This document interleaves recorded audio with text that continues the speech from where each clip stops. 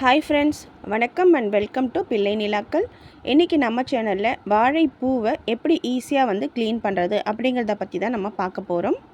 இந்த வாழைப்பூவை க்ளீன் பண்ணுறது அப்படிங்கிறது கொஞ்சம் பெரிய வேலையாக இருக்கும்.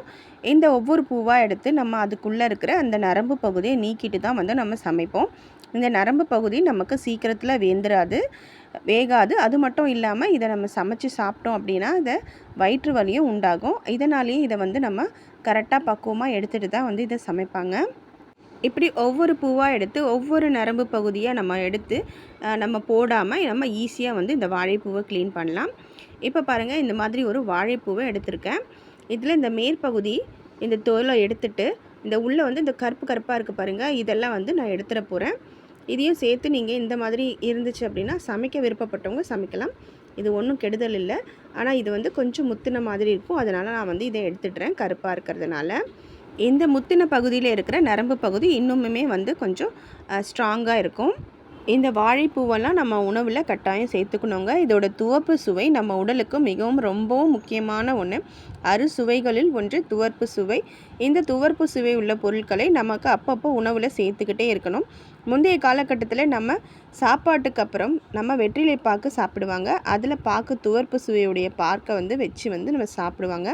இன்றைய காலகட்டத்தில் நம்ம உணவுக்கு பிறகு வெற்றிலை பாக்கு போடுற பழக்கம் நிறைய பேருக்கு இல்லை. அதனால் இந்த துவர்ப்பு சுவை நம்ம உடலில் சேராமே இருக்குது. எந்த மாதிரி துவர்ப்பு சுவை உள்ள பொருட்களை நம்ம உணவில் அடிக்கடி எடுத்துக்கணுங்க. இப்போ பாருங்கள், இதில் நம்ம கருப்பாக இருக்கிற பகுதியெல்லாம் ஓரளவுக்கு நீங்கிருச்சு. இப்போ நம்ம மேலே இருக்க தோல் எடுத்துகிட்டு இப்போ வர பூவெல்லாம் கொஞ்சம் வெண்மை நிறமாக தான் இருக்குது.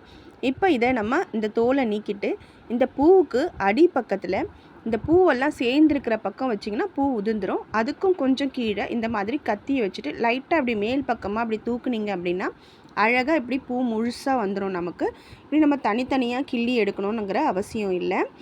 இப்போ நம்ம இது எல்லாத்தையுமே அதே மெத்தட்லேயே இந்த பூவை நம்ம கிள்ளி எடுத்துடலாம்.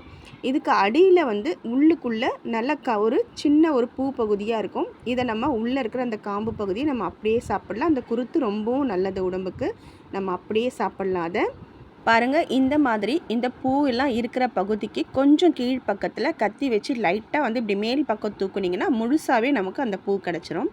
பாருங்கள், இந்த மாதிரி நம்ம எல்லா பூவையும் நம்ம எடுத்துக்கலாம். இந்த பூ ரொம்பவும் சிறுசாகிற வரைக்கும் இதே மெத்தடில் எல்லாத்தையுமே எடுத்துடலாம். அப்புறம் இந்த பூவை க்ளீன் பண்ணுறச்ச கட்டாயம் ஒரு நியூஸ் பேப்பர் ஏதாவது போட்டுக்கோங்க.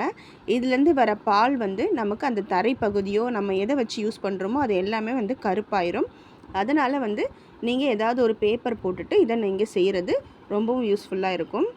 இப்போ இந்த வாழைப்பூ ஓரளவுக்கு சின்னதாகிருச்சு. இப்போ இதுக்கு மேலேயும் நீங்கள் எடுக்கிறதுனாலும் எடுத்துக்கலாம். நான் இதோடு ஸ்டாப் பண்ணிடுறேன். பாருங்கள், இப்போ இது எல்லாத்தையுமே இப்போ நம்ம எடுத்து இந்த மாதிரி வச்சாச்சு. இப்போ இதை நம்ம ஈஸியாக கட் பண்ணி எடுக்கலாம்.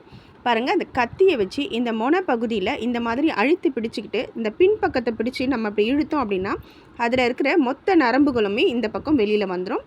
நம்ம இதே மெத்தடில் எல்லாத்தையுமே நம்ம க்ளீன் பண்ணி எடுத்துக்கலாம், ஈஸியாக எடுத்துடலாம்.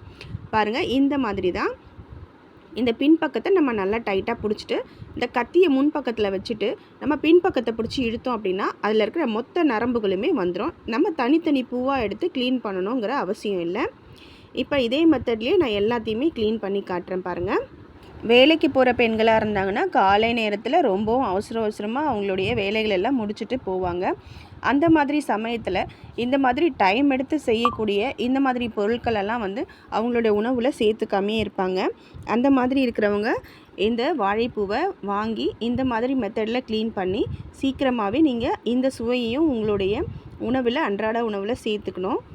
நமக்கு முன்னாடி வாழ்ந்த நம் முன்னோர்கள் அறுசுவைகளாக சொல்லப்படுகின்ற இனிப்பு, கசப்பு, புளிப்பு, உவர்ப்பு, துவர்ப்பு, கார்ப்பு அப்படிங்கிற 6 சுவைகளையும் நம்ம உணவில் சேர்த்துட்டு உணவே மருந்து அப்படிங்கிற குறிக்கோளோடு வாழ்ந்தாங்க. ஆனால் இன்றைக்கி இருக்கிற நம்ம அவசர காலத்தில் எதை வேகமாக சமைக்க முடியுமோ அதை மட்டுமே சமைச்சு நம்ம சாப்பிட்டுட்ருக்கோம். உணவே மருந்து அப்படிங்கிற காலம் போய் மருந்தையே நம்ம உணவாக எடுத்துக்கிற காலம் வந்துச்சு. இப்போ நம்ம சாப்பிட்ற உணவு அளவை விட மருந்தோட அளவு அதிகமாக இருக்குது. நல்ல பொருட்களை நம்ம உணவில் சேர்த்துக்கிட்டு நம்ம ஆரோக்கியமாக இருப்போம் நண்பர்களே. இப்போ பாருங்கள், எல்லா பூவையும் கட் பண்ணி எடுத்தாச்சு அந்த நரம்புகளை. இப்போ இந்த உள்பக்கம் இருக்கிறத நம்ம பொடியாக அப்படியே கட் பண்ணி போட்டுக்கிட்டாலும் நல்லாயிருக்கும். இதை நம்ம பிரிக்கணும்னு அவசியம் இல்லை.